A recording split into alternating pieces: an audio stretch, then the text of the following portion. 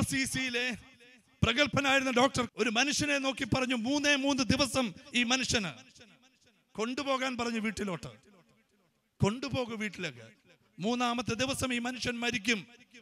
അത്രമാത്രം ക്യാൻസറിന്റെ ലാസ്റ്റ് സ്റ്റേജിലാണ് ഈ മനുഷ്യൻ. പക്ഷെ ആ മനുഷ്യൻ ഒരു ധ്യാനത്തിന് പോയി. എന്താ പറയുന്നത്, 3-ാം ദിവസം സംസ്കരിച്ചോളുവാൻ പറഞ്ഞ ആ ശരീരത്തെ ഡിവൈൻ ധ്യാനമന്ദിരത്തിൽ ഒരു മുറിയിൽ കൊണ്ടുകിടത്തി ദൈവവചനം കേൾപ്പിച്ചു. വീണ്ടും ജീവിച്ചു ആ മനുഷ്യൻ 14 വർഷം. ഹല്ലേലൂയ! ചേർന്ന് പറഞ്ഞേ ഹല്ലേലൂയ! ഞാനിത് പറഞ്ഞത് എന്തിനാണെന്ന് അറിയാമോ? ഞാൻ കണ്ടത്, ഞാൻ ദർശിച്ചത്, ഞാൻ തൊട്ടറിഞ്ഞത്, ഞാൻ അനുഭവിച്ചറിഞ്ഞത്. ഇതുപോലെ ഈ ധ്യാന മന്ദിരത്തിൽ കടന്നു വന്ന് ഒരുപക്ഷെ 5 ദിവസത്തെ ധ്യാനം കൂടി, അഥവാ ഇവിടുത്തെ വെള്ളിയാഴ്ചത്തെ ആരാധന ശുശ്രൂഷയിൽ സംബന്ധിച്ച് അനേക രോഗസൗഖ്യം കിട്ടിയവരുണ്ട്, അനേക വിടുതൽ പ്രാപിച്ചവരുണ്ട്, അനേക പേർക്ക് പ്രാർത്ഥിച്ച് നിങ്ങളുടെ കണ്ണുനീരിന്റെ ഫലമായി മക്കളെ ദൈവം തന്നു. അനേകർക്ക് ലക്ഷക്കണക്കിനുള്ള കടബാധ്യത ദൈവം എടുത്തു മാറ്റി കൊടുത്തിട്ടുണ്ട്. അനേക പേർക്ക് ഭൗതികമായ നന്മകൾ ദൈവം കൊടുത്തിട്ടുണ്ട്. അനേക പേർക്ക് ആത്മീയമായ ദൈവകൃപയിൽ വളരുവാൻ, അഥവാ ആത്മീയമായ അനുഭവങ്ങൾ പരിശുദ്ധാത്മാവിന്റെ അഭിഷേകം നൽകിയിട്ടുണ്ട്. ഞാൻ ഒന്ന് ചോദിക്കട്ടെ, അനുഗ്രഹിക്കപ്പെട്ട ദൈവജനമേ, എന്ത് ചെയ്തു നമ്മൾ? ഞാൻ കണ്ടതും ഞാൻ കേട്ടതും ഞാൻ അനുഭവിച്ചതും ഞാൻ സ്പർശിച്ചതുമായ എനിക്ക് ലഭിച്ച ദൈവാനുഭവം, ആ ദൈവാനുഭവത്തിന്റെ സാക്ഷികളാകുവാൻ എനിക്ക് നിങ്ങൾക്കും സാധിച്ചിട്ടുണ്ടോ? ഹല്ലേലൂയ! ഹല്ലേലൂയ! ഹല്ലേലൂയ! യേശുവേ നന്ദി, യേശുവേ സ്തോത്രം. ദൈവം നമ്മളെ വിളിച്ചിരിക്കുന്നത് ദൈവരാജ്യത്തിന്റെ ശുശ്രൂഷയ്ക്ക് വേണ്ടിയാണ്. ഞാനും നിങ്ങളും ദൈവരാജ്യത്തിന്റെ സാക്ഷികളായി തീരുവാൻ ദൈവം നമ്മളെ വിളിച്ചിരിക്കുക. അതുകൊണ്ട് നമ്മൾ ഇങ്ങനെ വെറുതെ വന്നു പോകുക, അല്ലെങ്കിൽ വന്നു പോയിട്ട് പോകുവാനുള്ളവരല്ല പ്രിയമുള്ളവരെ. ദൈവം നമ്മളെ അതിനു വേണ്ടിയാണ് വിളിച്ചിരിക്കുന്നത്.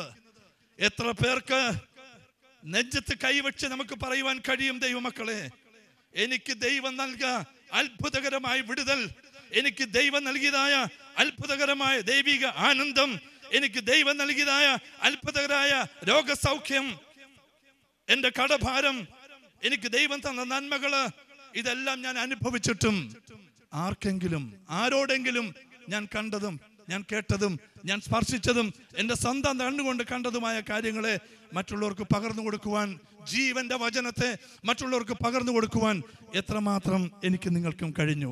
ഹല്ലേലൂയ! ഇന്ന് കർത്താവ് നമ്മളോട് ചോദിക്കുന്ന ഒരു ചോദ്യം ഇതാ. ഒരുപക്ഷെ നമ്മൾ പലപ്പോഴും പ്രാർത്ഥിക്കാറുണ്ടല്ലോ, എന്താ കർത്താവേ എന്നെ കുറിച്ചുള്ള ആവശ്യം, എന്നെ കുറിച്ചുള്ള നിന്റെ പദ്ധതി എന്താ കർത്താവേ, നമ്മൾ ചോദിക്കാറുണ്ട്. പക്ഷെ തിരിച്ച് കർത്താവ് നമ്മളോട് പറയുന്ന ഒരു കാര്യമുണ്ട്, നിങ്ങൾ എൻ്റെ രാജ്യത്തിന്റെ, എൻ്റെ ദൈവരാജ്യത്തിന്റെ ശുശ്രൂഷകരായി വിളിക്കപ്പെട്ട ദൈവജനമാണ് നിങ്ങൾ. അതുകൊണ്ട് തന്നെ നിങ്ങൾക്ക് ലഭിച്ച, ഞാൻ നിങ്ങൾക്ക് തന്ന വലിയ ദൈവാനുഗ്രഹത്തിന്റെ സാക്ഷികളായി നിങ്ങൾ ഈ ദേശത്ത് വർത്തിക്കണം. അപ്പോൾ സുവിശേഷം പടരും. ഹല്ലേലൂയ! ഈ കാലഘട്ടത്തിൽ ദൈവം, സ്വർഗം ആഗ്രഹിക്കുന്ന ഒരു പ്രധാനപ്പെട്ട കാര്യം, നമ്മളിൽ നിന്ന്, ദൈവ മക്കളിൽ നിന്ന് ദൈവം ആഗ്രഹിക്കുന്ന പ്രധാനപ്പെട്ട കാര്യം അത് തന്നെയാണ്. ഹല്ലേലൂയ! ഹല്ലേലൂയ!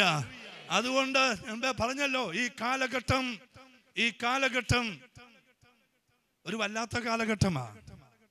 യേശുക്രിസ്തുവിന്റെ 2ാമത്തെ വരവ് ഏറ്റവും ആസന്നമാണ്. ഈ കാലഘട്ടത്തിന്റെ ഒരു പ്രത്യേകത അതാ. അത് തിരിച്ചറിയുവാൻ ദൈവജനത്തിന് കഴിയണം. അത് ദൈവവചനത്തിലൂടെ തിരിച്ചറിഞ്ഞ ദൈവമക്കൾ അത് അനേകർക്ക് പകർന്നു കൊടുക്കണം, പറയണം. എന്നിട്ട് മാനസാന്തരപ്പെടാൻ പറയണം. നീ നിത്യജീവനെ അവകാശമാക്കണമെന്നുണ്ടെങ്കിൽ മാനസാന്തരപ്പെട്ട് സുവിശേഷത്തിൽ വിശ്വസിക്കുവാൻ പറയണം. ഇത് പറയുവാൻ നമുക്ക് ഭയമാ പലപ്പോഴും. ശിഷ്യത്വം സ്വീകരിക്കുന്നൊക്കെ നമുക്ക് പറയാം, പക്ഷെ പലപ്പോഴും എന്താ നമ്മളെ പിന്നോട്ടടിക്കുന്നത്? നമ്മളെ പിന്നോട്ടടിക്കുന്ന ഒരു പ്രധാനപ്പെട്ട ഘടകം നമ്മുടെ ഭയമാ, നമ്മുടെ ചില ഉൾവലിവുകൾ. നമ്മളിങ്ങനെ ഉള്ളിലോട്ട് വലിയുക, നമുക്ക് നാണമാ. ദൈവം തന്ന സൗഖ്യത്തെ മറ്റുള്ളവർക്കൊന്ന് പകർന്നു കൊടുക്കുവാൻ നമുക്ക് പലപ്പോഴും മടിയാ. അതുകൊണ്ട് തന്നെ ഇവിടെ എല്ലാവരും ഉണ്ടെങ്കിൽ പോലും എൻ്റെ പരിശുദ്ധ സഭയിൽ എന്തുകൊണ്ട് ദൈവരാജ്യം വളരുന്നില്ല? എന്തുകൊണ്ട് ദൈവമക്കളെ സുവിശേഷം വ്യാപരിക്കുന്നില്ല? ഒരു കാരണം ഇത് തന്നെയാ. എനിക്ക് ലഭിച്ച ദൈവാനുഭവത്തിന്റെ സാക്ഷിയാകുവാൻ എന്നെ ദൈവം വിളിച്ചിട്ടും ആ വിളിക്ക് യോഗ്യമാവണ്ണം പ്രവർത്തിക്കുവാൻ എനിക്ക് കഴിയാതെ പോകുന്നു. ഇന്നൊരു തീരുമാനം. ഹല്ലേലൂയ. ഇന്നൊരു തീരുമാനം. യെശയ്യാ പ്രവാചകന്റെ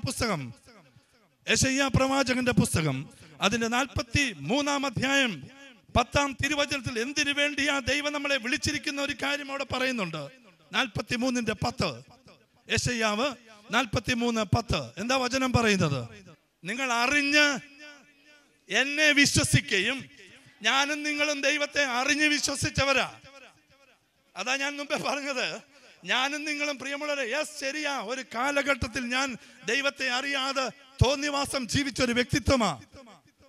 എന്റെ അഹങ്കാരം, എന്റെ സമ്പത്ത്, എന്റെ കഴിവ്, എന്റെ ആരോഗ്യം, എനിക്ക് ലഭിച്ചതെല്ലാം എന്റേതാണെന്നുള്ള ബോധ്യത്തോടു കൂടെ അഹങ്കരിച്ച് നടന്നൊരു ജീവിതത്തെ കൃത്യമായിട്ടും ദൈവത്തിന്റെ ജീവന്റെ വചനം 24 വർഷങ്ങൾക്ക് മുമ്പ് എന്നെ സ്പർശിച്ചപ്പോൾ ഞാൻ രൂപാന്തരപ്പെട്ടു.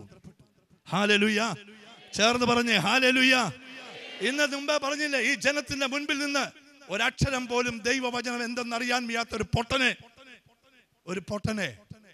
അനേകായിരങ്ങളുടെ മുമ്പിൽ കൊണ്ട് നിർത്തുന്നുവെങ്കിൽ, ഇതുപോലെ ഇവിടെ ഇരിക്കുന്ന ഓരോ മക്കൾക്കും ദൈവം ചില വരങ്ങൾ, ചില കൃപകൾ ദൈവം നൽകാൻ പോകുക ഇന്നേ ദിവസം. ഹല്ലേലൂയ. അതുകൊണ്ട് വന്നത് വെറുതെ പോകാനല്ല. എന്താ അവിടെ പറഞ്ഞിരിക്കുന്നത്? നിങ്ങൾ അറിഞ്ഞെന്നെ വിശ്വസിക്കുകയും ഞാൻ ആകുന്നുവെന്ന് ഗ്രഹിക്കുകയും ചെയ്യേണ്ടതിന് നിങ്ങൾ എൻ്റെ സാക്ഷികളും ഞാൻ തെരഞ്ഞെടുത്ത എൻ്റെ ദാസരുമാകുമെന്ന് യഹോവയായ ദൈവത്തിന്റെ അരുളപ്പാട്. ദൈവത്തിന്റെ അരുളപ്പാട് എന്താ? നിങ്ങൾ എൻ്റെ സാക്ഷികളാണെന്ന്. അപ്പോൾ ഞാനും നിങ്ങളും ദൈവത്തിന്റെ സാക്ഷികളാണ്. ദൈവം നമ്മളെ ഈ ലോകത്തിലേക്ക് തെരഞ്ഞെടുത്ത് അയച്ചിരിക്കുന്നത് അവന്റെ സാക്ഷ്യമാകുവാൻ തീരുവാൻ വേണ്ടിയാ. ഇത് നമ്മൾ ചെയ്യുന്നില്ലെങ്കിലോ എന്താ പ്രിയമുള്ളവരെ നമ്മുടെ ഉദ്ദേശം? പിന്നെ എന്താ നമ്മുടെ ഉദ്ദേശം? നമ്മളിങ്ങനെ ജീവിച്ച് ഇവിടെ മുമ്പേ പറഞ്ഞത്. അതുകൊണ്ടാണ് ഞാൻ കർത്താവ് കൃത്യമായി സംസാരിച്ചല്ലോ എന്ന് ഞാൻ പറയാൻ കാരണം, കഴിഞ്ഞ രാത്രി 12 മണിക്ക് വളരെ കൃത്യമായി കർത്താവ് ഈ യെശയ്യാ 43:10 തന്നെ എന്നെ കാണിച്ചു തരികയാണ്. അപ്പൊ ആ യെശയ്യാ 43:10 ഞാൻ എടുത്തു വായിച്ചപ്പോൾ ഇതാണ്: നിന്നെ കർത്താവ് അവന്റെ സാക്ഷ്യമായി നിന്നെ തെരഞ്ഞെടുത്ത് വെച്ചിരിക്കുകയാണെന്ന്. നിന്നെ കർത്താവിന്റെ ദാസനായി. കാരണം നീ അറിഞ്ഞ ക്രിസ്തു, ആ ക്രിസ്തുവിന്റെ, ആ ദൈവത്തിന്റെ, ആ യഹോവയുടെ സാക്ഷ്യമായി തീരുവാൻ ദൈവം നമ്മളെ ഓരോരുത്തരെയും അവന്റെ സാക്ഷികളായി വിളിച്ചിരിക്കുക. ഇത് നമ്മൾ ചെയ്യുന്നില്ല എങ്കിൽ എങ്ങനെ ദൈവരാജ്യം വളരണമെന്നായി പറയുന്നത്? Hallelujah, hallelujah. വിശുദ്ധ ലൂക്കോസിന്റെ സുവിശേഷം 12-ാം അധ്യായം അതിന്റെ 8-ാമത്തെ തിരുവചനത്തിൽ വീണ്ടും ഇങ്ങനെയാണ് വചനം പ്രസ്താവിക്കുന്നത്. വിശുദ്ധ ലൂക്കോസിന്റെ സുവിശേഷം അതിന്റെ 12-ാം അധ്യായം 8-ാമത്തെ തിരുവചനം: ഞാനും നിങ്ങളും ക്രിസ്തുവിനെ സാക്ഷ്യമായില്ലെങ്കിൽ, ഞാനും നിങ്ങളും ക്രിസ്തുവിനെ കുറിച്ച് പറയുന്നില്ല എങ്കിൽ എന്താ സംഭവിക്കുന്നതെന്ന് അവിടെ പറഞ്ഞിട്ടുണ്ട്. വായിക്കാം. മനുഷ്യരുടെ മുൻപിൽ ആരെങ്കിലും എന്നെ ഏറ്റുപറഞ്ഞാൽ അവനെ മനുഷ്യപുത്രനും ദൈവദൂതന്മാരുടെ മുമ്പിൽ ഏറ്റുപറയും. ഹല്ലേലൂയ. ചേർന്ന് പറഞ്ഞേ ഹല്ലേലൂയ. ജീവനോടെ പറഞ്ഞേ ഹല്ലേലൂയ. പിന്നെ മനുഷ്യരുടെ മുമ്പിൽ എന്നെ ഏറ്റുപറയുന്നവനെ, അഥവാ എനിക്ക് സാക്ഷ്യം നൽകുന്നവനെ, ഞാൻ മനുഷ്യപുത്രൻ ദൈവദൂതന്മാരുടെ മുൻപിലും ആ വ്യക്തിയെ കുറിച്ച് യേശു ക്രിസ്തു അഥവാ മനുഷ്യപുത്രൻ പിതാവാം ദൈവത്തിന്റെ മുൻപിൽ അവനെ കുറിച്ചും എന്തു പറയും? സാക്ഷ്യപ്പെടുത്തും. എവനെന്റെ മകനാ, എവനെന്റെ മകളാ, എവനെന്റെ പൈതലാന്ന് അവിടെ ഏറ്റു പറയും. പ്രിയമുള്ളവരെ, വീണ്ടും എന്താ അവിടെ പറഞ്ഞിരിക്കുന്നത്? ആരെങ്കിലും മനുഷ്യരുടെ മുമ്പിൽ എന്നെ തള്ളിപ്പറഞ്ഞാൽ, ദൈവദൂതന്മാരുടെ മുമ്പിൽ ഞാനും അവനെ തള്ളിപ്പറയും. ഹല്ലേലൂയ. എത്ര പേർക്ക് ഈ വചനം ഗ്രഹിക്കുന്നു? എത്ര പേർക്ക് ദൈവ പൈതലെ ഈ വചനം ഗ്രഹിക്കുവാൻ സാധിക്കുന്നുണ്ട്? ഗ്രഹിച്ച ദൈവമക്കൾക്കായി സ്തോത്രം ചെയ്യാം. ഒരു ഹല്ലേലൂയ പറയാം. ഹല്ലേലൂയ. അപ്പോൾ ഒരു കാര്യം വളരെ വ്യക്തം പ്രിയമുള്ളവരെ, എനിക്ക് ദൈവം നൽകിയ ദൈവാനുഗ്രഹങ്ങൾ അത് ഒരുപക്ഷെ ഒരു ഒരു ഒരു ഒരു സ്റ്റേജിൽ കയറി ഒരു ധ്യാനത്തിന്റെ ദിവസം 5-ാം ദിവസം അല്ലെങ്കിൽ 6-ാം ദിവസം ധ്യാനം കഴിഞ്ഞു. ഈ ധ്യാനത്തിന്റെ സ്റ്റേജിൽ കയറി പറഞ്ഞത് അവിടെ ഇരുന്ന 20-50 പേരോടോ 100 പേരോടോ പങ്കുവെച്ചിട്ട് പോകുക എന്നുള്ളതല്ല. ഒരു കൺവെൻഷൻ വന്ന് ഒരു ദിവസം സാക്ഷ്യപ്പെടുത്തി പോകുക എന്നുള്ളതല്ല. അതിനേക്കാൾ ഉപരി നീ ആയിരിക്കുന്ന തലങ്ങളിൽ, നീ ഏർപ്പെടുന്ന മേഖലകളിൽ, നിന്റെ ബിസിനസ് തലങ്ങളിൽ, നിന്റെ ജോലി മേഖലകളിൽ, നിന്റെ കുടുംബ ജീവിതത്തിന്റെ മേഖലകളിൽ, നീ ഏതെല്ലാം മേഖലകളിൽ ഏർപ്പെടുന്നുണ്ടോ അവിടെ നിന്റെ സഭാ സമൂഹങ്ങളിൽ നീ ആയിരിക്കുന്ന സമൂഹ തലങ്ങളിൽ നീ അറിഞ്ഞ ക്രിസ്താനുഭവം, നീ അറിഞ്ഞ ഈ ദൈവാനുഭവം, നീ അറിഞ്ഞ ഈ ദൈവസ്നേഹം അത് മറ്റുള്ളവർക്ക് പകർന്നു കൊടുക്കുവാൻ, ഏറ്റുപറയുവാൻ, സാക്ഷ്യപ്പെടുത്തുവാൻ സ്വർഗം നമ്മളെ വിളിക്കുന്നു. ഓ, എനിക്കതൊക്കെ കിട്ടി, എനിക്ക് സൗഖ്യം കിട്ടി, എനിക്ക് അനുഗ്രഹം കിട്ടി, എനിക്ക് കൊച്ചിനെ കിട്ടി, എനിക്ക് നല്ല ജോലി കിട്ടി, എൻ്റെ കുഞ്ഞിൻ്റെ വിവാഹം നടന്നു, ഞാൻ ധ്യാനം കൂടിയതുകൊണ്ട് എനിക്ക് ഒത്തിരി ഭൗതികമായ നേട്ടങ്ങൾ സ്വർഗം എനിക്ക് തന്നു. പക്ഷേ ആർക്കെന്ത് പ്രയോജനം? നിന്റെ ജീവിതത്തിൽ ദൈവം നൽകിയതായ ഈ നന്മകളും നീ ആയിരിക്കുന്ന സമൂഹങ്ങളിൽ, നീ ആയിരിക്കുന്ന മേഖലകളിൽ ദൈവ പൈതലെ കൊടുക്കുവാൻ, ക്രിസ്തുവിനെ കൊടുക്കുവാൻ എനിക്ക് നിങ്ങൾക്കും കഴിയണം. Hallelujah, hallelujah. ദൈവം നമ്മളെ വിളിച്ചിരിക്കുന്ന മറ്റൊരു വിളി എന്താണെന്നറിയാം? ഈ കാലഘട്ടത്തിൽ ഞാൻ കാണുന്ന ഒരു പ്രത്യേകത എന്താണെന്നറിയാമോ? ഈ കാലഘട്ടത്തിന്റെ പ്രത്യേക കൊച്ചച്ഛൻ പറഞ്ഞു കഴിഞ്ഞു. ഈ കാലഘട്ടത്തിൽ പ്രിയമുള്ളവരെ തിന്മ പെരുകുന്നു. അവിടെ എല്ലാം ഇവിടെ ഇതൊരു ഫാമിലി ഫെലോഷിപ്പ് ആണല്ലോ. ഇവിടെ എല്ലാവരും കുടുംബ ജീവിതക്കാരാ. 98% ഇവിടെ ഇരിക്കുന്നവര് കുടുംബ ജീവിതത്തിലായിരിക്കുന്നവരാ. ആ ഫാമിലി ഫെലോഷിപ്പിലെ ഫാമിലി ഫെലോഷിപ്പിലെ ദൈവമക്കളോട് എനിക്ക് പറയുവാൻ ഒരു കാര്യം കൂടുണ്ട്. എന്തിനു വേണ്ടിയാ ദൈവം നമ്മളെ വിളിച്ചതെന്നറിയാമോ? എന്തിനു വേണ്ടിയാ ദൈവം? കാരണം ഈ കാലഘട്ടം അത്രമാത്രം തിന്മ പെരുകുന്നു, അത്രമാത്രം തിന്മ ഈ ദേശത്ത് പെരുകയാണ്. എനിക്ക് തോന്നിയതുപോലെ ഞാൻ ജീവിക്കും. ആര് ചോദിക്കാൻ? ഞാൻ എൻ്റെ ഇഷ്ടത്തിനനുസരിച്ച് ജീവിക്കും. സകല മ്ലേച്ഛതകളും, പ്രത്യേകിച്ച് ജഡത്തിന്റെ മേഖലയിൽ, ജഡിക മേഖലയിൽ, ശരീരത്തിന്റെ അശുദ്ധിയുടെ മേഖലകളിൽ ഇന്ന് പാപം കൊടികുത്തി വാഴുകയാ. എസ്പെഷ്യലി പ്രത്യേകിച്ച് ക്രൈസ്തവ ഗോളത്തിൽ. ഇത് വെറുതെ ഞാൻ വിളിച്ചു പറയുകയൊന്നുമല്ല, എന്നെ വേദനിപ്പിച്ചിട്ടുള്ളൊരു കാര്യം തന്നെയാ. ക്രൈസ്തവ ഗോളത്തിൽ പ്രിയമുള്ളവരെ, മാമോദിസ സ്വീകരിച്ച ദൈവമക്കൾ ശരീരത്തിന്റെ വിശുദ്ധിക്ക് പ്രാധാന്യം കൊടുക്കാതെ തോന്നിയതുപോലെ ജീവിക്കുക. അതല്ല ദൈവ പൈതലെ നിന്റെ വിളി. ദൈവം നിന്നെ വിളിച്ചിരിക്കുന്നത് അശുദ്ധിയിലേക്കല്ല, പിന്നെയോ? യെസ്, 1 തെസ്സലോനിക്കർ 4-ാം അധ്യായം അതിന്റെ 3-ാം തിരുവചനം അതാ പറഞ്ഞിരിക്കുന്നത്. ദൈവം നിന്നെ വിളിച്ചിരിക്കുന്നത് അശുദ്ധിയിലേക്കല്ല, പിന്നെയോ? ഒന്നാമത് ഞാൻ പറഞ്ഞു, ദൈവം നമ്മളെ വിളിച്ചിരിക്കുന്നത് അവന്റെ സാക്ഷിയാകുവാനാ. ദൈവത്തിന്റെ ഇഷ്ടമോ നിങ്ങളുടെ ശുദ്ധീകരണം തന്നെ. 7-ാം വാക്യം, ദൈവം നമ്മളെ അശുദ്ധിയിലേക്കല്ല വിശുദ്ധീകരണത്തിനത്രേ വിളിച്ചിരിക്കുന്നത്. അപ്പോൾ ഒരു ദൈവ പൈതലിന്റെ, ഒരു കുടുംബ ജീവിതക്കാരന്റെ, അല്ലെങ്കിൽ ഒരു ദൈവാനുഭവത്തെ പ്രാപിച്ച ഒരു വ്യക്തിയുടെ മറ്റൊരു വിളിയാണ് എന്ത്? ഈ പാപപങ്കിലമായ ലോകത്തിൽ ഞാനും നിങ്ങളും വിശുദ്ധിയോടുകൂടി ജീവിക്കണം. Hallelujah, hallelujah. ഞാൻ പറയുമ്പോൾ നിങ്ങൾക്ക് മനസ്സിലാകുമെന്നേ. ഞാൻ ദൈവവചനം പങ്കുവെച്ച് മുൻപോട്ട് പോകുമ്പോൾ നിങ്ങൾക്ക് അത് പിടികിട്ടും. ഈ കാലഘട്ടത്തിന്റെ ഒരു പ്രത്യേകത അതാ. ജോബിന്റെ പുസ്തകം 21-ാം അധ്യായം അതിന്റെ 14-ാമത്തെ തിരുവചനം. അവർ ദൈവത്തോട് ഞങ്ങളെ വിട്ടു പോ. എന്താ അവിടെ പറഞ്ഞിരിക്കുന്നത്? അവർ ദൈവത്തോട് ഞങ്ങളെ വിട്ടു പോ, പിന്നെ നിന്റെ വഴികളെ അറിയുവാൻ ഞങ്ങൾ ആഗ്രഹിക്കുന്നില്ല. ഈ കാലഘട്ടത്തിൽ ജനത്തിന്റെ ഒരു പ്രത്യേകത ഇതാ. ഞങ്ങളെ വിട്ടു പോ, ദൈവത്തോട് പറയുക. നിന്റെ വഴികളെ അറിയുവാൻ ഞങ്ങൾക്ക് ആഗ്രഹമില്ല. ഞങ്ങൾ തോന്നിയ പോലെ ജീവിക്കും. എന്തോന്ന് ദൈവം, എന്തോന്ന് പ്രാർത്ഥന? ചുമ്മാ കുറെ ആൾക്കാർ നടക്കുകയാണെന്നേ. ജോലിയും മേലയില്ലാതെ കുറെ എണ്ണം നടക്കുക വേദപുസ്തകം എടുത്തോണ്ട്. പിന്നെ എന്തോന്ന് ധ്യാനം? ചുമ്മാ തട്ടിപ്പാന്നേ, വെറുതെ ചുമ്മാ പറയാ രോഗസൗഖ്യം എന്നൊക്കെ. അതുകൊണ്ടാണ് ഞാൻ ആദ്യം പറഞ്ഞത്, ദൈവ പൈതലെ, നിന്നെ വിളിച്ച വിളി അത് നീ തിരിച്ചറിഞ്ഞെങ്കിൽ, നീ ധ്യാനം കൂടിയപ്പോൾ ദൈവം നിനക്ക് തന്ന ദൈവാനുഭവമുണ്ട്. ആ ദൈവാനുഭവത്തെ നിന്റെ ചുറ്റുപാടുള്ള മക്കൾക്ക് നീ പകർന്നു കൊടുക്കുമ്പോൾ ദൈവരാജ്യം വളരും, സുവിശേഷം വളരും, മാനസാന്തരം സംഭവിക്കും. അവൻ ഇങ്ങനെ പറയും, ഓ, ഈ ഇട്ടി വർഗീസിന് മാനസാന്തരപ്പെടാമെങ്കിൽ എനിക്കെന്താ? എന്റെ കാര്യം ഞാൻ പറഞ്ഞ പോലെ ഈ ഇട്ടി വർഗീസിന് മാനസാന്തരം. ഒരുപക്ഷെ എന്റെ കൂടെ പഠിച്ച ഈ അടുത്ത നാളിൽ തന്നെ എന്റെ ഒരു സുഹൃത്ത് പറഞ്ഞു, എടാ നീ എങ്ങനെയാണ് മാനസാന്തരപ്പെട്ടത്?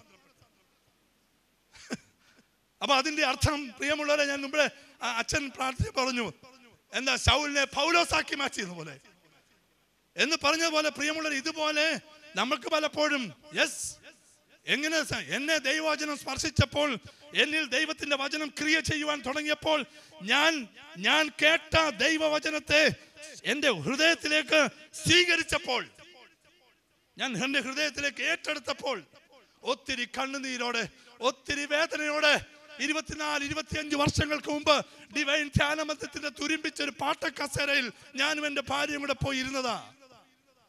ഒത്തിരി വേദന എന്റെ വീട്ടുകാർക്കെല്ലാം ഉണ്ടായിട്ടും, എന്റെ സഹോദരങ്ങൾ 6 പേർക്ക് ഉണ്ടായിട്ടും, എന്തേ കർത്താവേ നീ എനിക്ക് തരാത്തത്? ഞാൻ ദൈവത്തോട് മറുതലിക്കാൻ തുടങ്ങി. എനിക്ക് ആകപ്പാടെ ദേഷ്യം വരാൻ തുടങ്ങി. എന്തോന്ന് പ്രാർത്ഥനയാടി എന്ന് ഞാൻ ചോദിക്കാൻ തുടങ്ങി. അങ്ങനെ ഇരുന്നപ്പോഴാണ് ആരോ ഒരാൾ പറഞ്ഞ് ഞാൻ ഡിവൈൻ ധ്യാന മന്ദിരത്തിൽ പോയി ധ്യാനം കൂടുവാനിടയായി. ആ ഡിവൈൻ ധ്യാന മന്ദിരത്തിന്റെ ആയിരക്കണക്കിന് ആൾക്കാരിരിക്കുക. അന്നത്തെ ധ്യാനം എന്ന് പറഞ്ഞ 10,000 വന്നിരിക്കുന്നത്. ആ 10,000 ദൈവജനത്തിന്റെ ഏറ്റവും പുറയിലത്തെ കസേരയിൽ ഞാനും എന്റെ ഭാര്യയും ഇരിപ്പുണ്ട്. ഒരു തുരുമ്പിച്ച പാട്ടക്കസേര, ഇന്നല്ലയോ പ്ലാസ്റ്റിക് ആയത്. ഒരു തുരുമ്പിച്ച കസേരയിൽ 6 ദിവസം കുത്തിയിരിക്കുവാൻ തീരുമാനമെടുത്തതാലും പോയിരുന്നു. ധ്യാനത്തിന്റെ 3-ാം ദിവസം പ്രിയ ദൈവ പൈതലേ, പനക്കലച്ചൻ ദൈവവചനം സംസാരിച്ചുകൊണ്ടിരുന്നപ്പോൾ എന്റെ ഉള്ളിൽ എന്തെന്നില്ലാത്തൊരു തീ കത്തൽ, എന്റെ ഉള്ളിൽ എന്തെന്നില്ലാത്തൊരു ആനന്ദം എന്നെ എന്താ പറഞ്ഞ ഡിവൈനിലേക്ക് പറഞ്ഞു വിടുവാൻ ഒരാൾ പരിശ്രമിച്ചതിന്റെ ഫലമാ ഈ ഇട്ടി വർഗീസ് ഇന്ന് സുഗത ധ്യാന കേന്ദ്രത്തിന്റെ ഈ പരിശുദ്ധ മദ്ബഹായുടെ മുമ്പിൽ നിന്ന് ദൈവത്തിന്റെ മാറ്റമില്ലാത്ത, ഞാൻ കണ്ടതും ഞാൻ കേട്ടതും ഞാൻ സ്പർശിച്ചതും എന്റെ കണ്ണാലെ കണ്ടതുമായ കാര്യങ്ങൾ വിളിച്ചു പറയുവാൻ തക്കവണ്ണം, അവന്റെ സാക്ഷ്യമായി തീരുവാൻ തക്കവണ്ണം ദൈവം എന്നെ വിളിച്ചുയർത്തിയെങ്കിൽ ഇവിടെ ഇരിക്കുന്ന ഓരോ ദൈവ പൈതലിനെ കുറിച്ചും ദൈവത്തിന്റെ പ്ലാനിത. Hallelujah, hallelujah, hallelujah. ചേർന്ന് പറഞ്ഞേ ഹല്ലേലൂയ. അങ്ങനെയെങ്കിൽ ആ വിളി നമ്മൾ മറുപടി കൊടുക്കണം. ആ വിളിക്ക് എത്ര പേര് പ്രത്യുത്തരം കൊടുത്തു?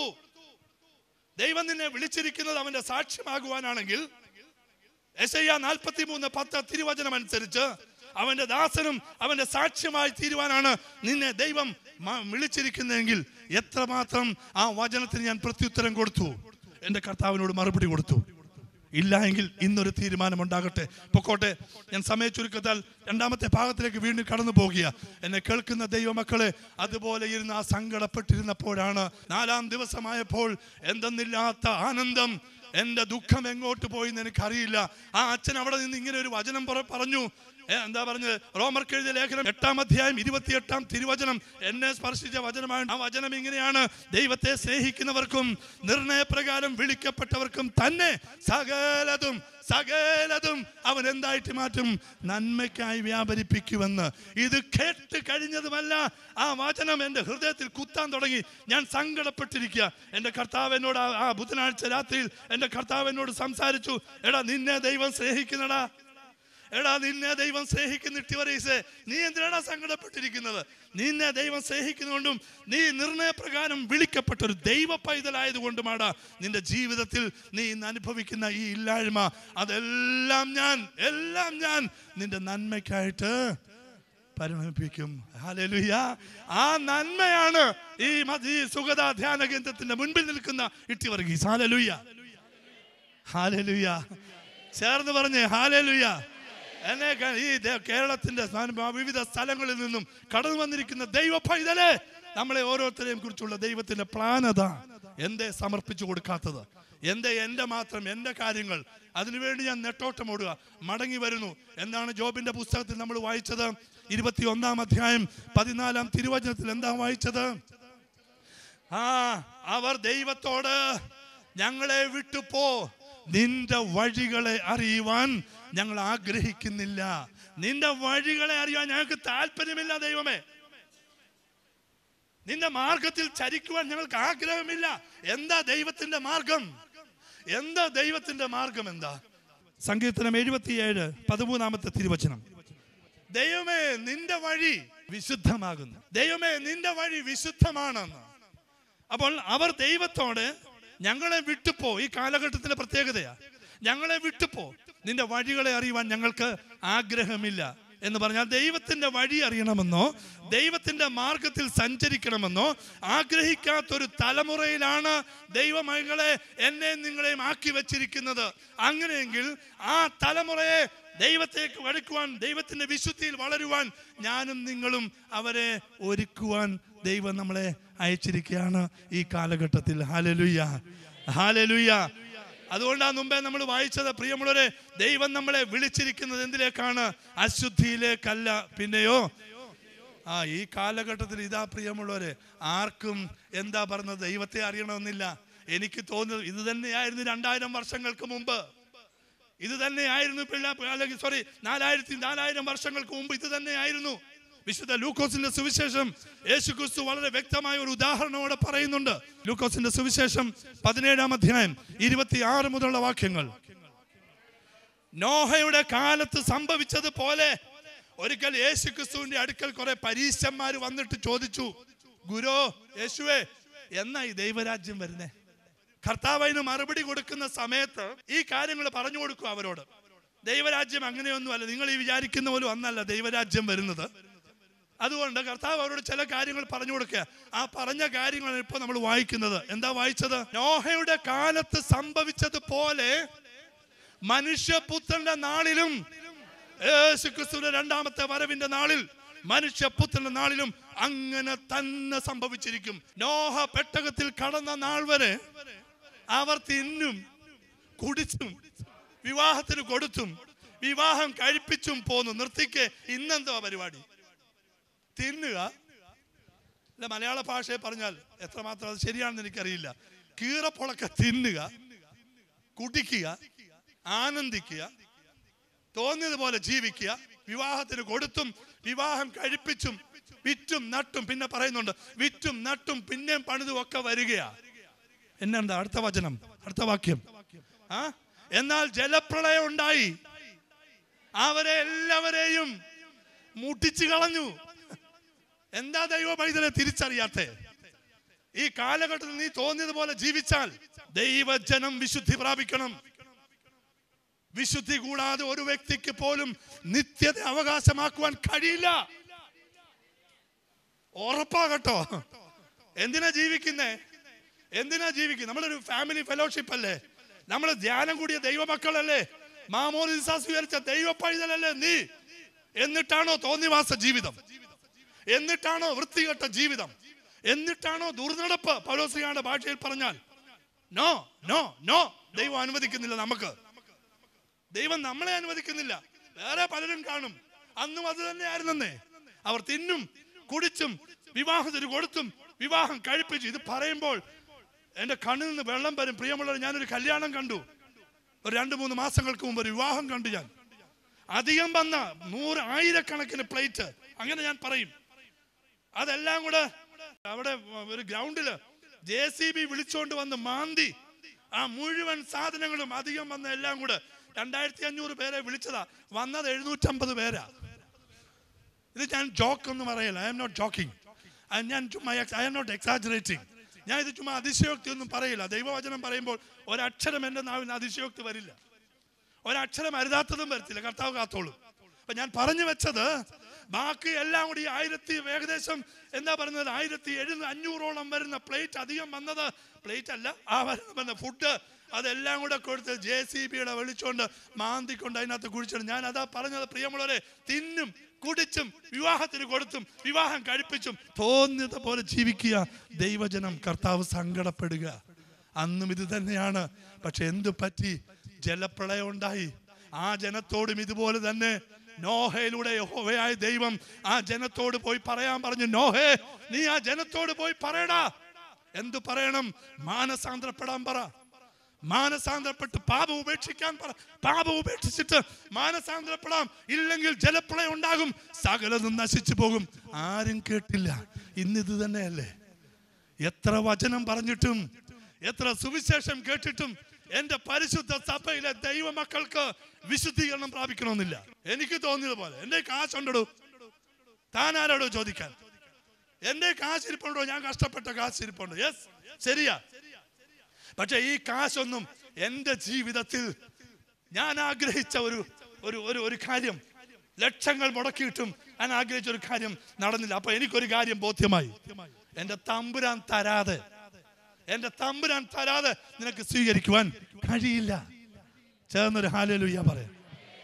Hallelujah, hallelujah. അങ്ങനെയെങ്കിൽ പ്രിയപ്പെട്ട നോഹ ചെന്ന് പറഞ്ഞു, അല്ലയോ ജനമേ, ഈ ഇവിടെ ജലപ്രളയം വരും, ഇത് ദൈവത്തിന്റെ അരുളപ്പാടാണ്. ജലപ്രളയം ഉണ്ടാകും, സർവ്വതും നശിച്ചു പോകും. അതുകൊണ്ട് മാനസാന്തരപ്പെട്, പാപം ഉപേക്ഷിക്കട്ടെ. ഒരുത്തൻ കേട്ടില്ല. ഒരു കുടുംബം മാത്രം സ്വീകരിച്ചു. നോഹയും കുടുംബവും മാത്രം അത് സ്വീകരിച്ചു എന്നുള്ളതാ. ദൈവം ചില മുന്നറിയിപ്പ് കൊടുത്തിട്ട്, ഇങ്ങനെ പറയാം, ദൈവം ചില മുന്നറിയിപ്പ് കൊടുത്തിട്ട്, അതൊരു പ്രവാചകനിലൂടെ ആകാം, ഒരു അഭിഷിക്ത പട്ടക്കാരിലൂടെ ആകാം, ഒരു ദൈവവചന ശുശ്രൂഷയിലൂടെ ആകാം, ആരുമായിക്കോട്ടെ, ഒരു പാവപ്പെട്ട മനുഷ്യനിലൂടെ ആകാം. ഒരു കാര്യം നിന്നോട് പറയുമ്പോൾ ആ ദൈവത്തിന്റെ അരുളപ്പാട് സ്വീകരിക്കാൻ മനസ്സില്ലാതെ നിനക്ക് തോന്നിയതുപോലെ തിന്നും കുടിച്ചും വിറ്റും നട്ടും പണിതും പൊളിച്ചും പിന്നെയും പണിതും നീ ജീവിച്ചാൽ ഇത് തന്നെ ഗതികേട് ഈ കാലഘട്ടത്തിൽ പ്രിയമുള്ളവർ. അതുകൊണ്ടാണ് ഞാൻ പറഞ്ഞത്, അവർ ദൈവത്തോട് ഞങ്ങളെ വിട്ടുപോ, നിന്റെ വഴികളെ അറിയുവാൻ ഞങ്ങൾക്ക് താല്പര്യമില്ല, പ്രാർത്ഥിക്കാൻ ഞങ്ങൾക്ക് താല്പര്യമില്ലടോ. സീരിയൽ കാണാൻ പോകുന്ന പ്രാർത്ഥിക്കാൻ പോകുന്നോടോ. ഞങ്ങൾക്ക് താല്പര്യമുണ്ടോ ഈ സമയത്ത് പ്രാർത്ഥിക്കാൻ? ഞങ്ങൾക്ക് താല്പര്യമുണ്ടോ ധ്യാനം കൂടാൻ? ഇത് തന്നെയാ പറഞ്ഞു വെച്ചിരിക്കുക. എത്ര കൃത്യമാണ് ദൈവവചനം. പൊക്കോട്ടെ പ്രിയമുള്ളവരെ, നോഹ ഇത് പറഞ്ഞിട്ടും ആരും കേട്ടില്ല. എന്നാൽ ഒരു മനുഷ്യൻ, അതാ നോഹ, അവനെക്കുറിച്ച്, ആ നോഹയെക്കുറിച്ച് എന്താ പറഞ്ഞു? ഉൽപ്പത്തിയുടെ പുസ്തകം 7-ാം അധ്യായം അതിന്റെ 1-ാമത്തെ തിരുവചനത്തിൽ, അങ്ങനെ യഹോവയായ ദൈവം നോഹയോട് കൽപ്പിച്ചത് എന്തെന്നാൽ, നീയും സർവ്വ കുടുംബവും കേരള പെട്ടകത്തിനകത്ത്, ഞാൻ നിന്നെ, കണ്ടോ, ഞാൻ നിന്നെ, വേറെ ആരുമല്ലടാ നോഹ, നിന്നെ ഞാൻ ഈ തലമുറയിൽ, ആ തലമുറയിൽ എന്റെ മുൻപാകെ നീതിമാനായി കണ്ടടാ. അപ്പോൾ ആ തലമുറയിൽ, ആ ദുഷിച്ച, ഉൽപ്പത്തി പുസ്തകത്തിൽ അതാ പറയുന്നത്, ആ തലമുറ ദുഷിച്ച തലമുറയായിരുന്നു. പ്രാർത്ഥനയില്ല. 2 തലമുറ പ്രധാനമായിട്ട് അന്ന് കാണാം. ഒന്ന് കായന്റെ തലമുറയുണ്ടെന്ന്, കായൻ. പിന്നുള്ളത് ശേത്തിന്റെ തലമുറ. ഈ 2 തലമുറ, കായന്റെ തലമുറ വേദപുസ്തകം പറയുന്നത് അവർ പ്രാർത്ഥിക്കത്തൊന്നുമില്ല. അവർ ദൈവസന്നിധി വിട്ടുപോയി എന്ന് എഴുതിയേക്കുന്നത്. അവർക്ക് പ്രാർത്ഥനയൊന്നുമില്ല, ചുമ്മാ ഇങ്ങനെ അടിച്ചു പൊളിച്ച് നടക്കുക. അത് പറയുന്നുണ്ട് അടുത്തത്. മറ്റൊരു ഗ്രൂപ്പ് അതാ, ശേത്തിന്റെ തലമുറ വന്നപ്പോൾ അന്ന് പ്രാർത്ഥന തുടങ്ങി എന്നാണ് വേദപുസ്തകം ഉൽപ്പത്തിയിൽ പുസ്തകം പറഞ്ഞിരിക്കുന്നത്. അവർ പ്രാർത്ഥന തുടങ്ങി. അപ്പോൾ ശേത്തിന്റെ തലമുറയിലുള്ളവര് പ്രാർത്ഥിക്കുന്നവരായിരുന്നു അർത്ഥം. എന്നിട്ടും ദൈവ പൈതലെ ഒന്ന് ചിന്തിച്ചേ, എന്നിട്ടും നോഹയും കുടുംബമേ രക്ഷപ്പെട്ടുള്ളൂ. ബാക്കിയുള്ളവനെല്ലാം ദൈവം എന്ത് ചെയ്തെന്നാ? മുട്ടിച്ചു കളഞ്ഞു ബ്രദറെ. മുട്ടിച്ചു കളഞ്ഞെന്ന് പറഞ്ഞാൽ നശിപ്പിച്ചു കളഞ്ഞു ബാക്കിയുള്ളതിനെ മുഴുവൻ. അപ്പൊ നമ്മൾ പ്രാർത്ഥിച്ചു എന്ന് പറഞ്ഞിട്ട് കാര്യമൊന്നുമില്ല. ഇട്ടി വർഗീസ് പ്രസംഗിച്ചുകൊണ്ട് മാത്രം കാര്യമില്ല. പിന്നെയോ, ദൈവത്തിന്റെ കൽപ്പനകൾ, ദൈവത്തിന്റെ വചനത്തെ അക്ഷരം പ്രതി പ്രമാണിച്ച് നീ വിശുദ്ധീകരിക്കപ്പെടണം. ഹല്ലേലൂയ. പേടിക്കൊന്നും വേണ്ട, നീ വിശുദ്ധീകരിക്കപ്പെടണം. അതാ ഇന്നിവിടെ രാവിലെ പറഞ്ഞത് മുഴുവൻ. നീ വിശുദ്ധീകരിക്കപ്പെടണം. ഇല്ല എങ്കിൽ ഇത് തന്നെ സംഭവിക്കും. കാരണം അശുദ്ധമായത് യാതൊന്നും നിത്യത അവകാശമാക്കിയില്ല.